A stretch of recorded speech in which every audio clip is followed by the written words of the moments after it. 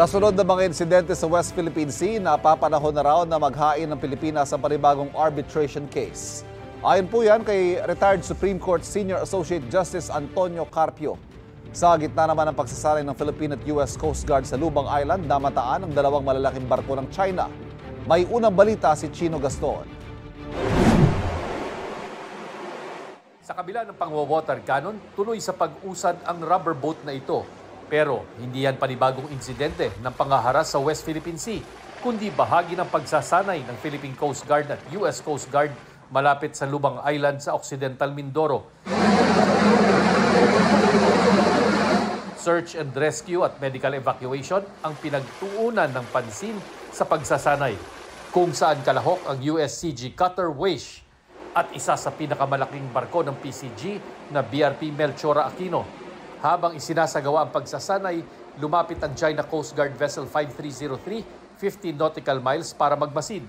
Sa huling monitoring ng PCG, umalis na ito patungo sa direksyon ng Palawan. It was reported that there is it came close to Lubang Island at a distance of 16 nautical miles.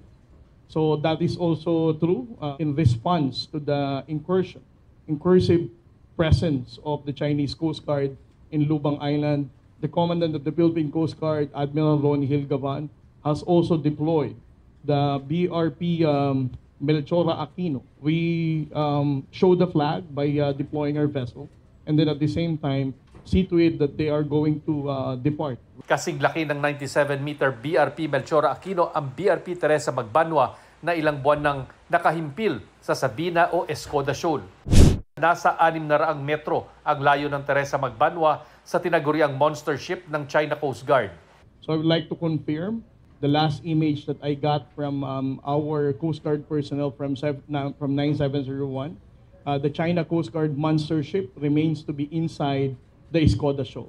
It never departed and still anchored there. Then we also periodically challenge them over the radio, calling them out and telling them that they are within our exclusive economic zone and that they have to tell us what is their intention. Dati nang sinabi ng China na nananatili ang kanilang barko sa Escoda dahil sa hinalang magtatayo roon ng outpost ang Pilipinas. Ayon naman kay retired Supreme Court Senior Associate Justice Antonio Carpio, panahon ng maghain ng panibagong arbitration case sa UNCLOS matapos kontrahin ng China ang hiling ng Pilipinas na mabigyan ng extended continental shelf sa West Philippine Sea. Joint patrols are one of the strongest enforcement measures of the arbitral award. They're telling China we can conduct these naval drills, aerial drills, because these waters constitute the exclusive economic zone of the Philippines in accordance with the arbitral award. In the exclusive economic zone under UNCLOS, so that is the strongest enforcement so far. 8 taon mula nang lumabas ang arbitral award noong 2016, hindi pa rin ito kinikilala ng China.